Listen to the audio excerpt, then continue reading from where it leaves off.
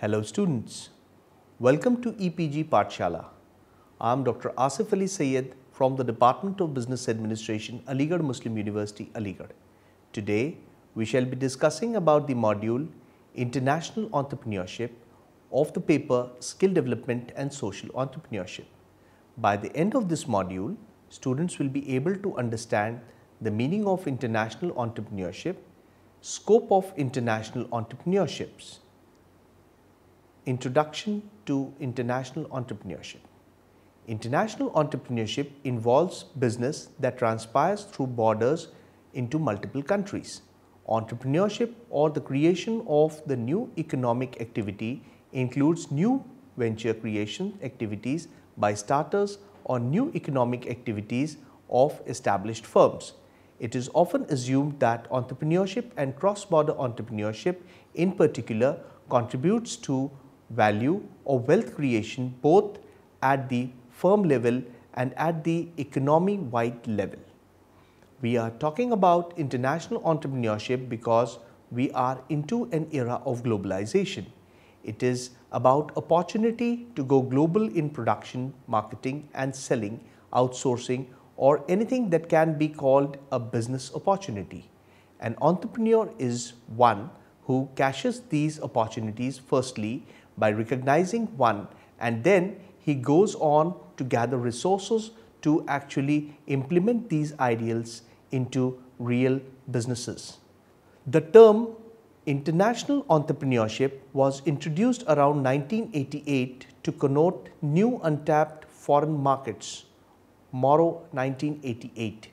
McDouglas defines it as international new ventures or startups that from their inception engage in international businesses, thus viewing their operating domain as international from the initial stages of the firm's operation.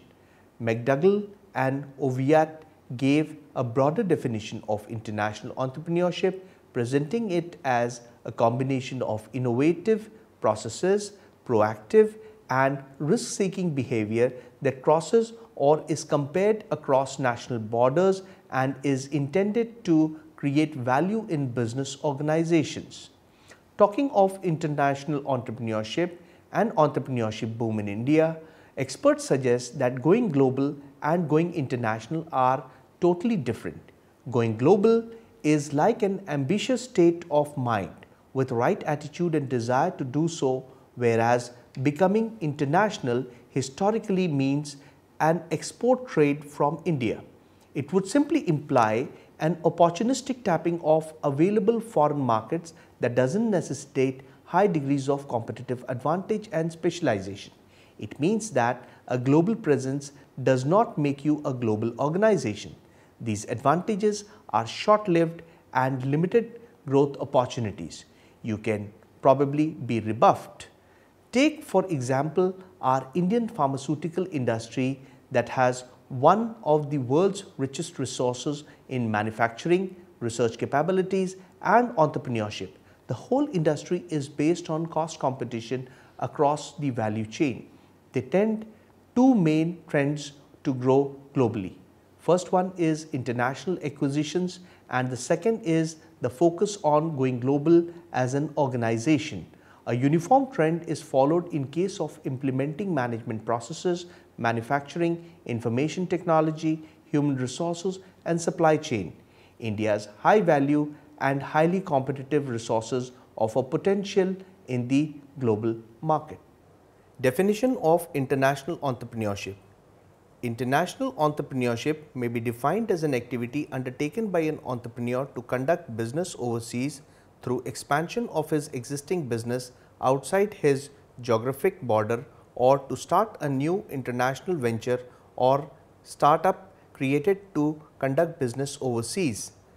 It may include activities such as exporting, importing, licensing, opening sales office in another country.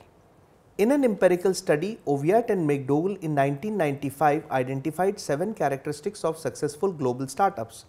Inception based on a global vision, international experience for the manager, international business networks would be strength for successful ventures, preemptive technology or marketing is exploited, a unique intangible asset is present, product or services are closely linked, the organization is supported by a sound network for communication and coordination. Concept of international entrepreneurship, a researcher's perspective. We come across the concept as born global or instant internationals, traditional SMEs which enter the international field or are successful operating in foreign countries, back sourcers who integrate international expansion policy in their business but come back to the home base for stability, born regional who gain their forces out of a local base and never shift capacity beyond export activities. Born global may be defined as small technology-oriented companies that operate in international market from the inception, while other researchers say that these companies are founded by technology innovations with superior product designs. These industries are highly specialized and knowledge intensive. In case of backsourcers, focus point for this sector are uncertain planning and increased international competition. Volatility of market demands drive these entrepreneurs to move away from a known game plan to find new ways for internationalization. It is like trading into new territories without much knowledge and experience of global marketing techniques and human resource policies. However, these obstacles can be overcome with a thorough networking and expansion of knowledge and expertise. Researchers have also put forward the concept of lean startups. These startups have emerged as technology-driven setups and have a focus on innovation, agility and rapid product development, which stand in contrast to the born global international businesses that have a focus on international operations, partnership, development, marketing and export. Among other researchers, we find interesting discourse on international entrepreneurship. Internationalization has been indicated as a process undertaken to effect and affect cross-border markets via exporting, licensing, partnership, joint venture, foreign direct investment or other means. Globalization is a phenomenon that integrates many domestic markets, including the company's home market, into a network of international markets. The effect is disintegration of barriers between national states to facilitate international trade, freeing up of global market economies, free flow of talent and capital, and advances in transportation, information and communication technology. These shifts have given us transnational and multinational companies and more recently metanational companies. The scholarly work most relevant to startups' early and rapid globalization have been organized into 6 literature streams, which are rapid internationalization, international new ventures, effectuation logic, global startups, gradual internationalization process models, and internationalization theory of multinational enterprise and the ownership location internationalization model. The process of early and rapid internationalization has the following structural elements which form the integral part of international entrepreneurship process. This was ascertained by studying 21 startups founded in 12 countries between 2002 to 2009.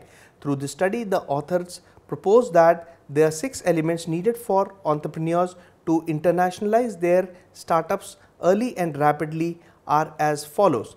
The first being problem scope. A $1 million question that every entrepreneur needs to answer to is the problems question that needs to be addressed is the path to effective internationalization.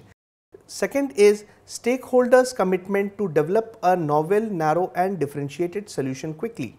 Dedicated people to develop core competencies for the new venture to cater to customers worldwide is important for internationalization.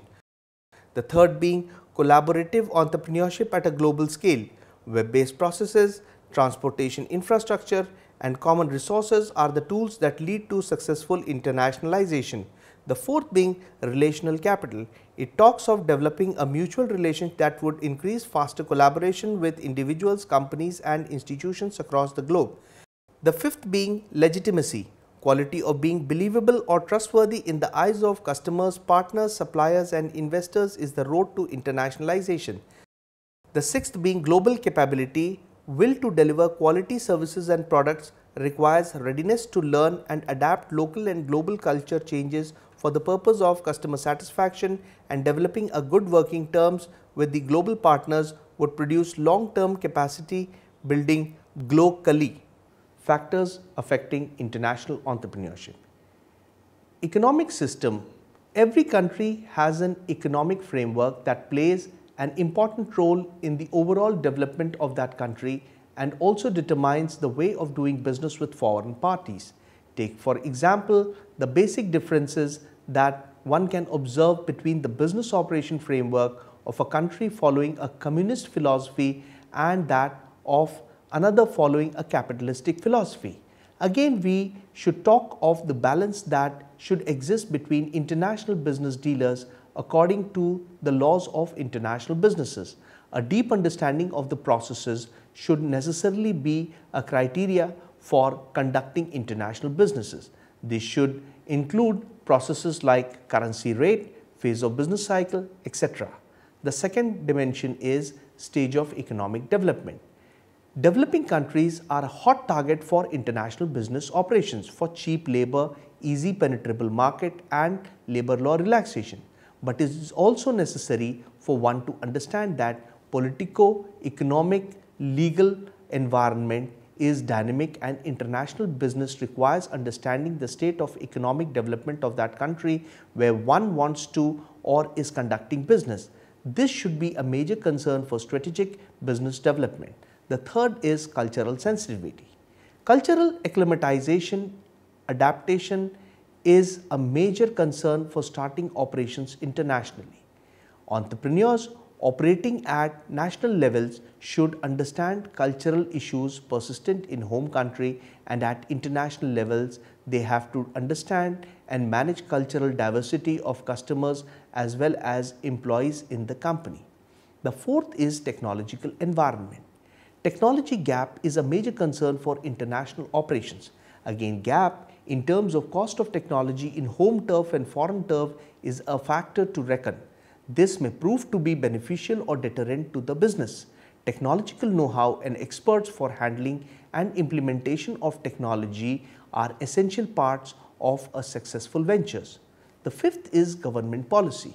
Political standpoint will play an important factor for the entrepreneur going in for the internationalization of his business. Take for example the case of the government policy that want foreign investors to come to the country would prove and provide avenues for smooth processes and single window clearances. A government policy to boost small businesses through Make in India would encourage entrepreneurs to export their surplus produces and bring valuable foreign currency into the country. So government policy would be a major determinant for the nature of business inside and outside the country. The sixth is political and legal environment. Politics and law play a critical role in the international business as well as domestic business. Entrepreneurs must develop politico-legal sensitivity and sensibility in order to be an acceptable player in the local and international market. A legal framework that provides for equity of law for all people within the country and a fair unbiased approach towards all others and under its protection would encourage international business entrepreneurship within its boundary. The scope of international entrepreneurship in the Indian context. The scope of international entrepreneurship is a dynamic issue and needs researchers' attention. Contemporary researchers reflect the following. A. Shift to competitive advantage. Indian companies' overseas markets was limited to export of traditional products like tea, coffee, iron ore, leather, apparel, gems and jewelry, etc. This constituted first level comparative advantage for Indian companies or rather traders. The recent shift is towards second level advantage, which is availability, cost competition and competitive cost of human capital in India. Let's take the example of software companies like Infosys that primarily started foreign assignments through body shopping till the middle 1990s, but slowly moved on to overseas production and projects. Similarly is the case of pharmaceutical companies with overseas operations having bases in India. B is the leverage, the push and pull phenomena. Favorable factors favor the promotion of competitive advantage like availability of natural resources, cheaper skills, investors and infrastructure must be in balance with the competition from international players.